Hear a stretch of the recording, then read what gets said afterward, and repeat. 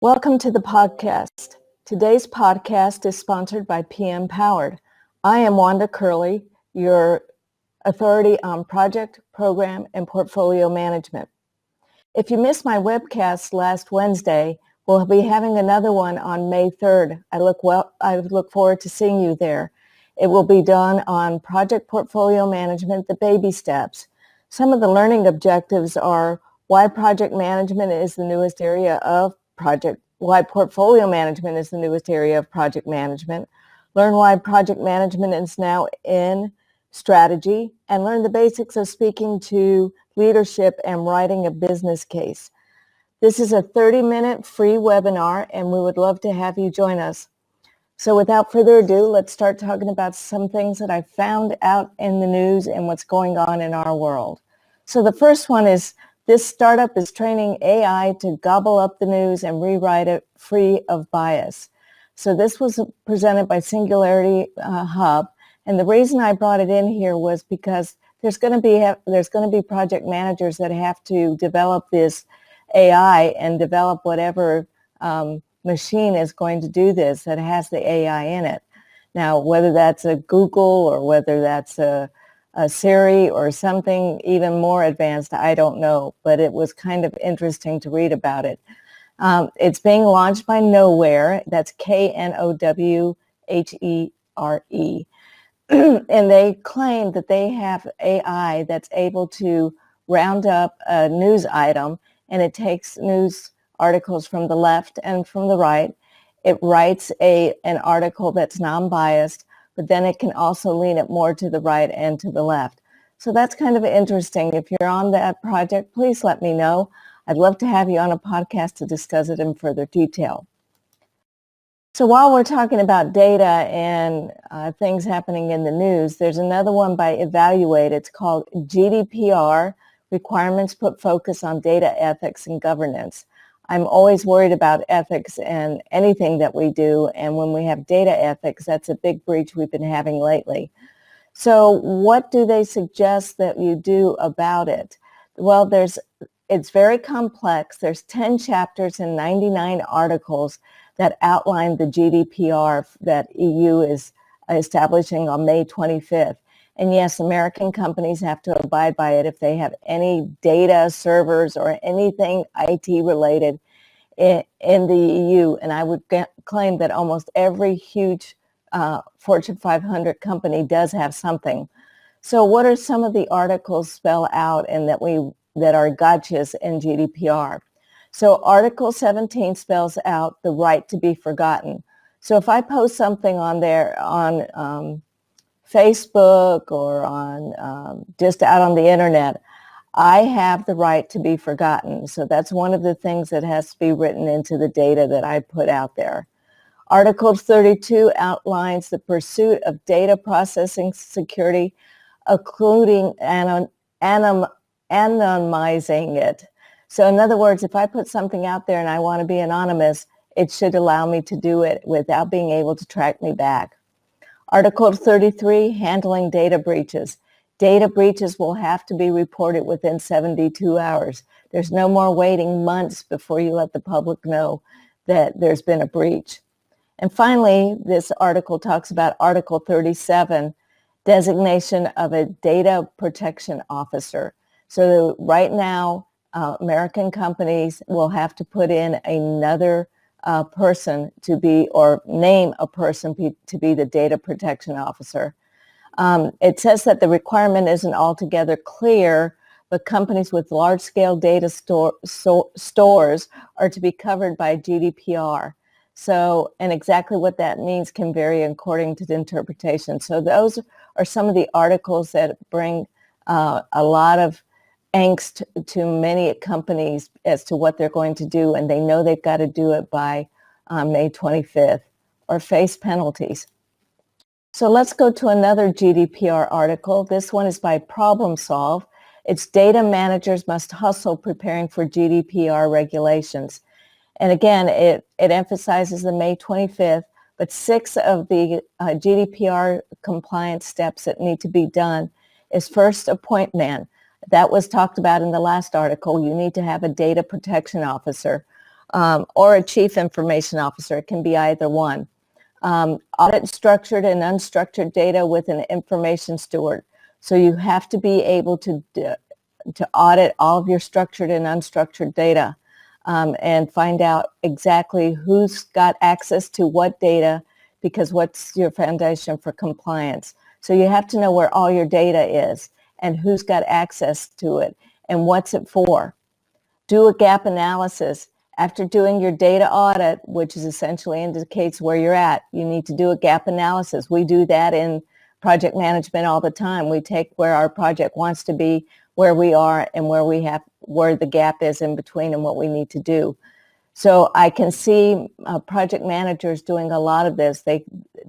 Project managers can be in charge of the audit. They may even be reporting directly into the data protection officer or the chief information security officer. Another thing they say is to manage the risk. We do that all the time as project managers. So again, I could see a project manager looking at managing the risk. If you're implementing GDPR, I can see project managers doing that. Start to organize internally. Once data is archived, you should implement retention policies. Again, this can be led by a project manager. Build a data protection portal. Project managers build all the time. So an important part of preparing for GDPR regulations is building a portal with a user experience package. They do give an example of one. It's SAP's Fiori. So those are some of the 6 steps to GDPR compliance. And as I mentioned, I think project managers should be on top of all of those. So while we're on talking about project managers being on top of all of this, I thought it would be kind of interesting to talk about thought leadership. And this one is by experts, and it's called about how thought leadership inspires action with ideas. So what is thought leadership? Well, thought leadership are the informed opinion leaders and the go-to people in their field of expertise. So how many times have you been in your organization and you know who the go person is for something that you absolutely needed to know? Why don't you become the go person in your organization for project, program, or portfolio management, or some aspect of project, program, or portfolio management? When I was in the Navy, I was actually the go-to person for anything related to uniforms. I know that sounds odd, but there are a lot of nuances about uniforms. And it wasn't just women's uniforms, it was men's uniforms. So anytime somebody had a question on uniforms, guess what? They came to me. And people hated to see me come down the hallway because I could scan their uniform quickly and tell them if they were in compliance. So become a thought leadership in your area. Be the go-to person. Think about how you're going to do it. And you're not going to do it overnight. It's going to take you a long time because you have to become informed. You have to stay ahead of the curve. You have to know what's going on in your field. So do yourself a favor and be that thought leader. So let's talk about some project and portfolio project management solutions. TrueWell announces project and portfolio management solution. And yes, this is a marketing article, but I thought it was interesting because I've never heard of this company. But TrueWell is a global leader in enterprise service management, and they've decided to put a project portfolio management solution within their software. So they claim that that many organizations have an ad hoc project management practice and tools and want to improve maturity, while others have expensive legacy PPM solutions that offer complex features they are paying for but can't take advantage of. So they said with TrueWell, project and portfolio management, we're trying to meet our customers where they are with a solution that centralizes demand management into a single system, enabling prioritization of projects and requests while also improving resolution utilization. They say they do strategic alignment, demand management, resource optimization, and insights and reporting. I would contend that most likely this software doesn't do the risk management, doesn't do the scheduling that's needed and budgeting.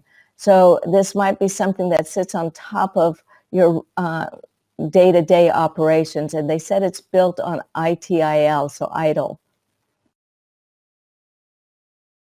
Next, I was really intrigued with this article because it was advertising a project portfolio management market 2018 global industry, key players, size, trends, opportunities, growth analysis to 2025.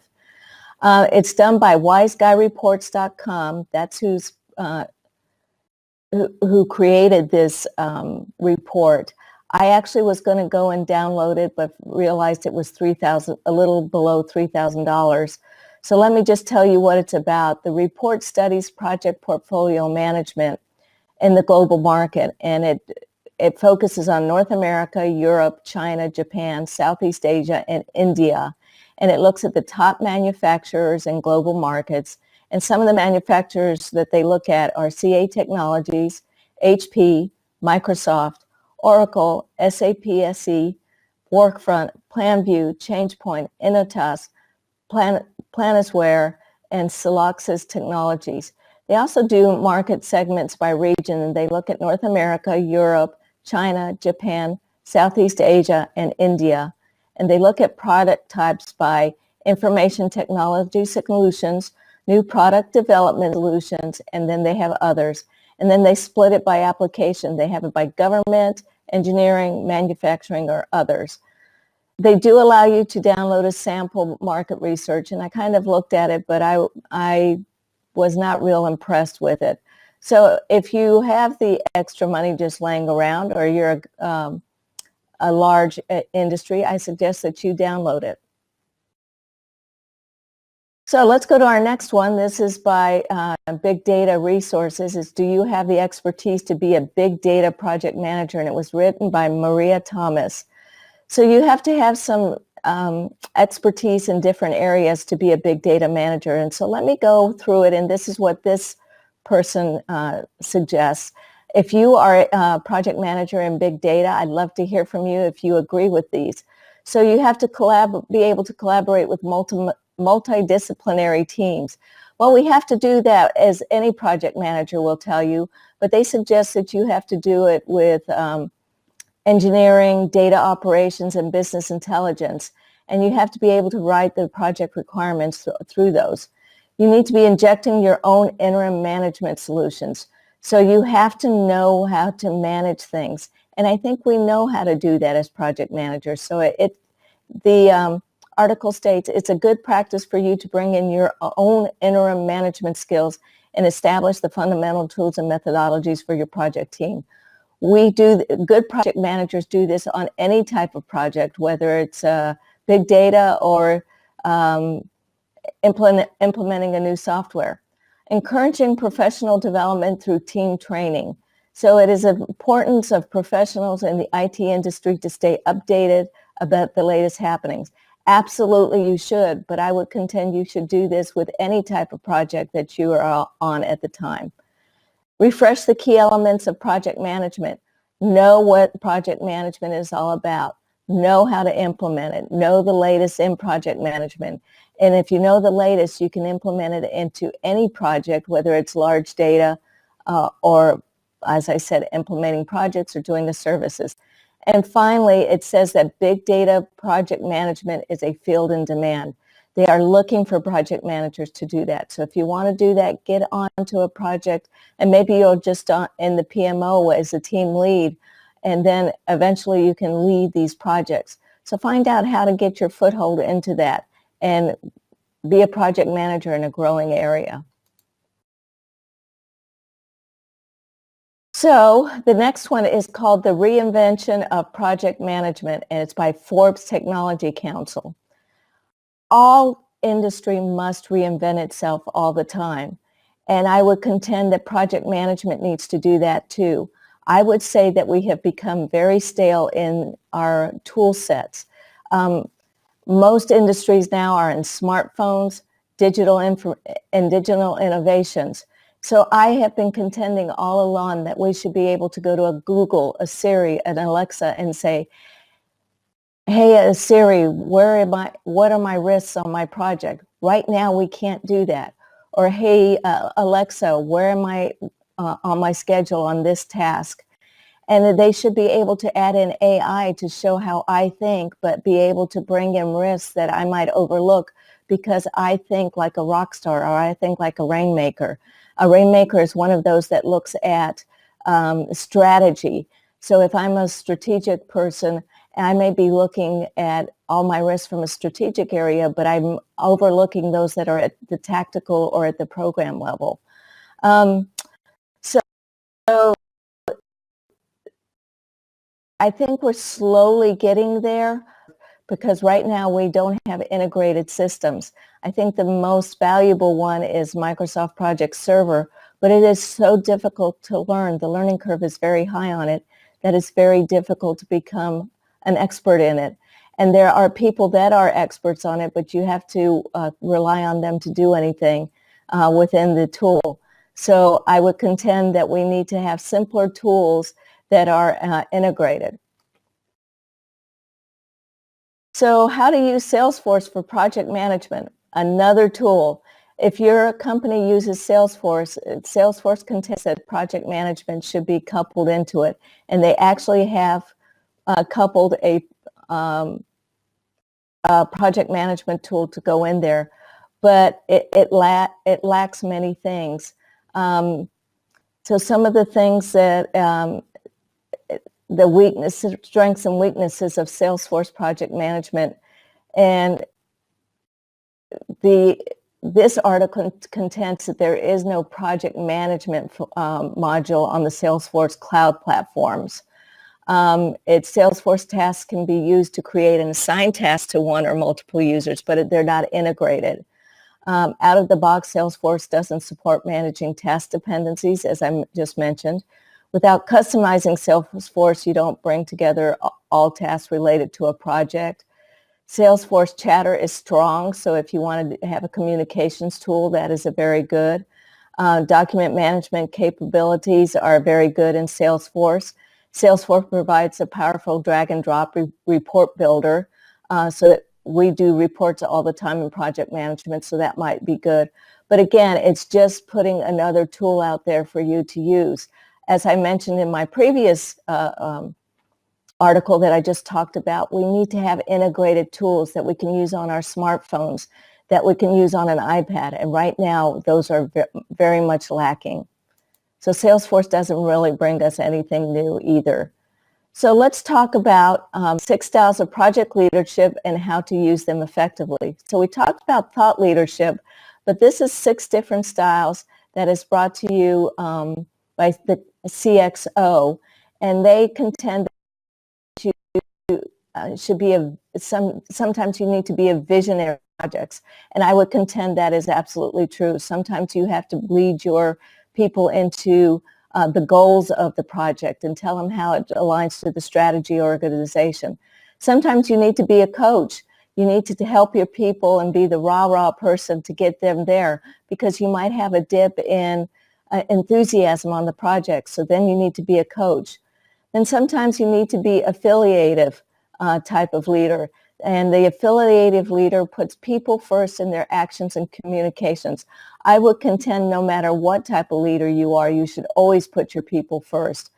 And so you do this to be an affiliative leader. You do this by actively listening to individual input and factoring this input into decisions. We should do that all the time on our projects. Democratic, this means that you're collaborative, you facilitate, and you do decision making, but you do it with everybody included. And when I say everybody, you may not bring in the whole project, because you might have a project of 500 people, but you bring in the key resources for that area, and you talk about it from a democratic perspective. You're the pace setter. If you tend to be somebody that's laid back, your team is probably going to be laid back. If you're somebody that is constantly on the move, you'll probably see your people constantly on the move. But also have downtime. Pace setters sometimes forget that they may be workaholics, and you're going to burn out your people if you want them all to be workaholics. So have some downtime too. At times you have to be commanding. If your project is in trouble, there might be times where you are the commanding. This is autocratic. This is where you go in and you tell people what to do. Again, This should be used sparingly because you may lose your audience, which is your team, if you're constantly being commanding or authoritative. So finally, 15 killer project management best practices to make you a better manager. So according to Sylvia Gindi in the strategy article, there are 15 ways to make sure that you're a great project manager. So ensure that all stakeholders understand the requirements. Absolutely, I agree with this. These stakeholders should know project deliverables, project goals and benefits, project quality standards and success metrics, risks and issues associated with the project budget, time, and resource constraints, and key deliverables and their definition of completeness. Understand that your stakeholders have different needs and wants, so make sure that these items, these bullet lists that I just gave you, are tailored to the stakeholder. You don't want to give every stakeholder the same things. Create a risk response team. Absolutely. Your risks should not be something that are put up on the shelf when you do it the first time. A risk response team should be live, should be constantly moving, should be changing as the risks change in your organization. Develop and formalize project management roles. Absolutely. Everybody needs to know what they're doing in their project management roles. Develop leadership competencies alongside technical competencies. Absolutely. We should know about leadership and we should know about technical competencies. That's why I bring in the thought leadership. That's why I brought in those 6 different styles of leadership that you can do. Absolutely. So Victor Kumar, they're quoting a PMI paper that talks about leaders innovative and managers. Leaders are innovative and managers are administer, and it puts in here that leaders innovate, seek challenges, think long-term, motivate and inspire, worry about doing the right things, and have a wide circle of influence. Again, this is by Victoria Kumar. Managers administer, seek to maintain the status quo, think short to mid-term, control, worry about doing things right, and have limited influence. So what's the 5th thing? Adopt better scheduling standards for technical work. If I could just absolutely emphasize this, we tend to do not schedule very well. We tend to schedule the way we think, and that's wrong. Projects fail almost 45% of the time. So we need to make sure that we do this better. So understand the ways of scheduling better. 6, define and evaluate quality standards throughout the project's life cycle. Again, sometimes we think that quality is one of these non-tangible things that we really shouldn't be doing. But establish quality standards. It can be as simple as saying no spelling errors in any document that we put out. Yeah, that's a quality standard, and many times we don't follow it. 7, make your projects more transparent. Absolutely. You want everybody to know what's going on in your projects. You want to know the good and the bad. If you put that out there when you have bad things happening on your projects, you'll be able to bring in people to help you. If you're trying to hide the bad things, then the PMO and the portfolio managers can't help you. So make sure that you are very transparent on your project. Emphasize the project's purpose. If you can't align to strategy, then you need to understand why you're doing your project. All projects should be aligned to strategy. Again, if there's no strategic purpose in your project, why are you doing it? And ask, go to your portfolio manager, go to the PMO and ask why you're doing the project if you don't know. And if you do know, make sure your team knows why you're doing it. Build a super team to take care of repetitive tasks. We all hate to do repetitive tasks, but if you have a super team that does repetitive tasks and centralize it, then those people can become experts in different areas, and they're moving around and not doing the same thing all the time. I had a super team that did that in the 1990s that did repetitive tasks. I had a team that did scheduling. I had a team that did risk, and we were good at it. And many times we don't put that in the repetitive tasks of projects into a centralized area. I actually believe that this is very good. Find the Goldilocks zone for multiple team membership.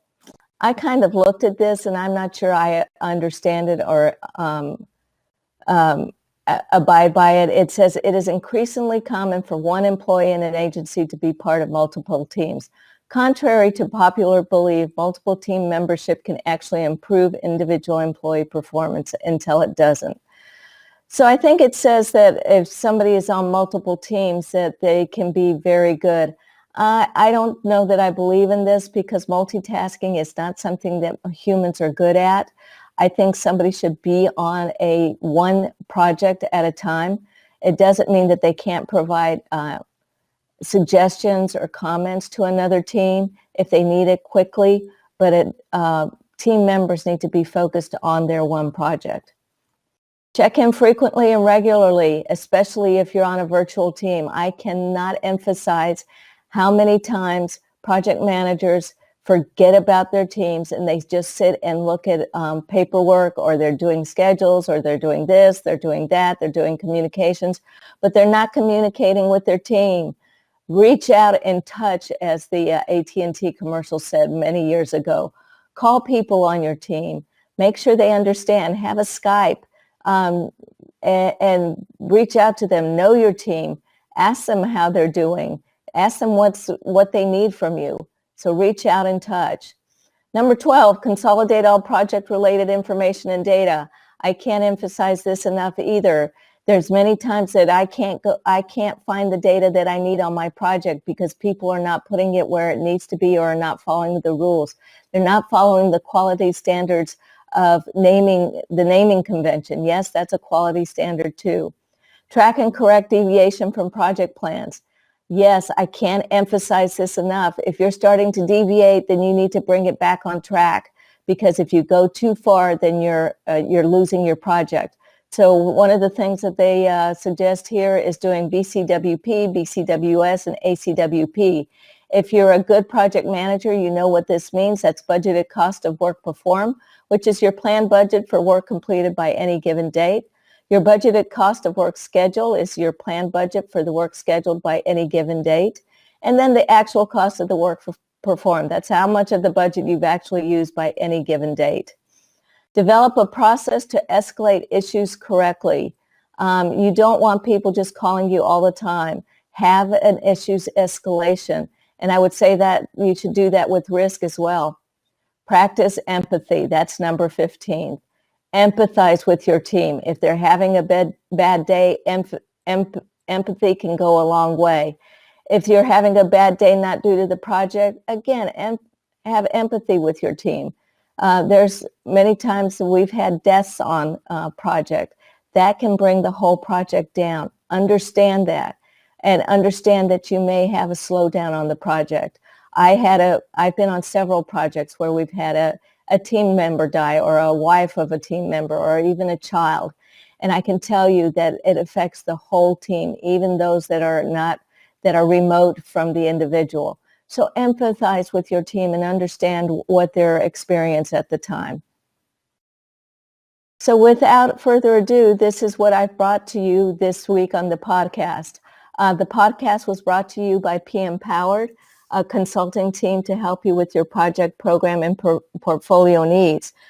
Remember to go to PM Current and subscribe to my YouTube, Twitter, Facebook, and LinkedIn. Our podcast is posted every Monday.